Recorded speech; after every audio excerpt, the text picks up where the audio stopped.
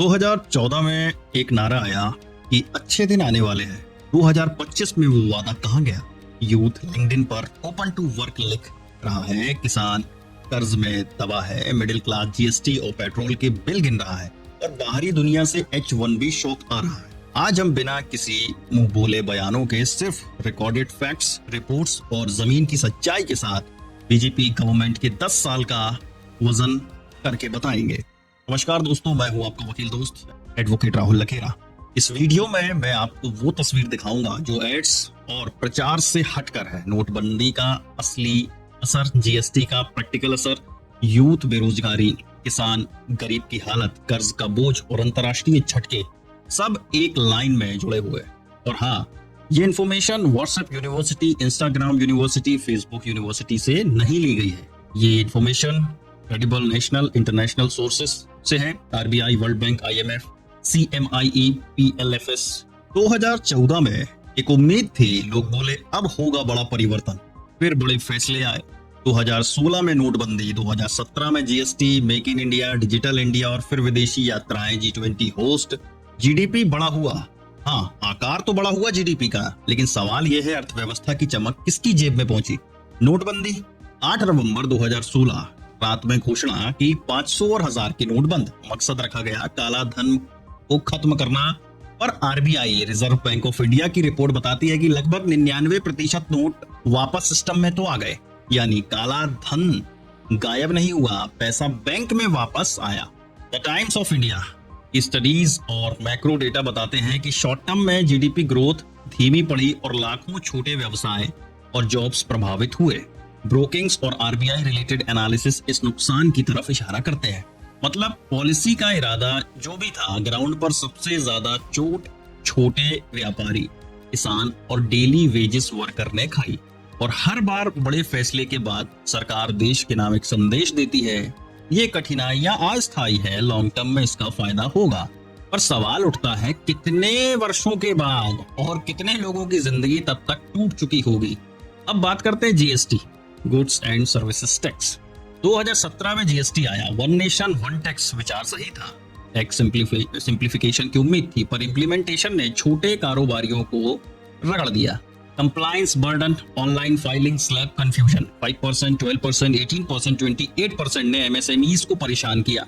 अच्छी बात यह हुई कि टैक्स बेस बढ़ा और फॉर्मलाइजेशन आया, पर नुकसान कुछ वर्षों में कई छोटे व्यापारियों ने उठाया।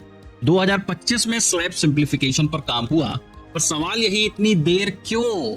अब बात करते हैं यूथ एम्प्लॉयमेंट के बारे में। युवा बेरोजगारी सबसे भारी और कड़वा सच, रोजगार की कमी। CMIE और PLFS जैसी सर्वेस से मिलता जुलता पिक्चर यही दिखता है।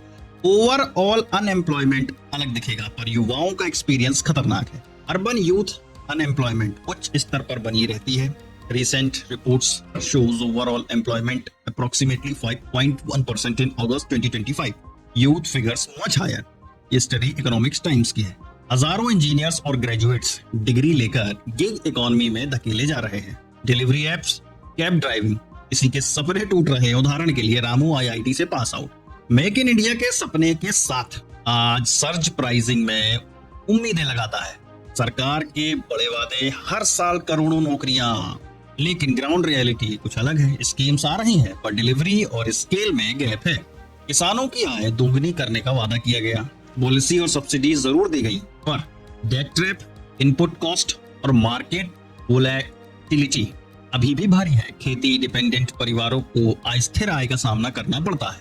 गरीबों के लिए फ्री राशन जैसी स्कीम्स राहत देती है, पर राशन से जीवनचर्या नहीं बदलती।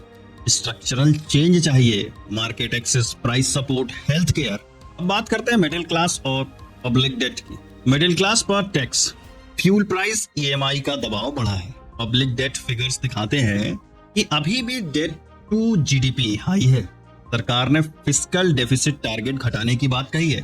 फिस्कल डेफिसिट 2025-26 का टारगेट है अप्रोक्सीमेटली 4.4%। IMF ने कहा है कि डेट लेवल मैनेजेबल पर रिस्की भी है। मतलब external shocks, global rates, trade shock से वल्नरेबिलिटी बनी रहती है।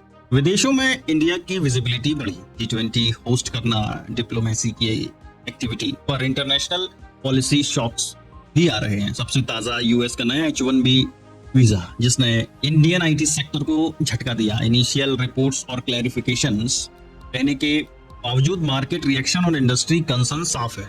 यह दिखाता है कि ग्लोबल लिंकेज बड़ी है, पर एक्सटर्नल पॉलिसीज का असर हमारी वर्कफोर्स और रेवेन्यू पर सीधा पड़ा है। एक बात जो बार बार दिखी है कि कोई बड़ा फैसला होता है और उसके बाद देश के नाम संदेश आता है। हर संदेश में रीएश्योरेंस, सेक्रीफाइस की बात और लॉन्ग टर्म विजन का राग होता है। पर अब ये संदेश सुनकर भी डर लगता है। क्यों? क्योंकि रिपीटेड पैटर्न्स में बड़े फैसले, कठिनाइयां, फिर संदेश आया और कॉन्सिक्वेंसेस आम लोगों ने भुगते हैं। अब सवाल उठता है, अगला संदेश क्या कहेगा?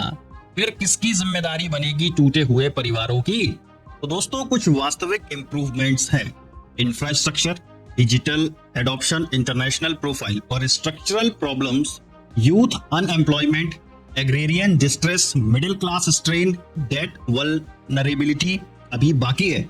हमारी जिम्मेदारी क्या है? सिर्फ सोशल मीडिया पर नारे लगाना नहीं, सिर्फ रैली में अंधभक्तों की तरह दौड़ना नहीं, हकीकत में पूछना, डेटा कहाँ है, डिलीवरी कहाँ है। डेमोक्रेटिक अकाउंटेबिलिटी का मतलब यही है, सवाल करो, एविडेंस मांगो, वोट करना इन्फॉर्म्ड तरीके से।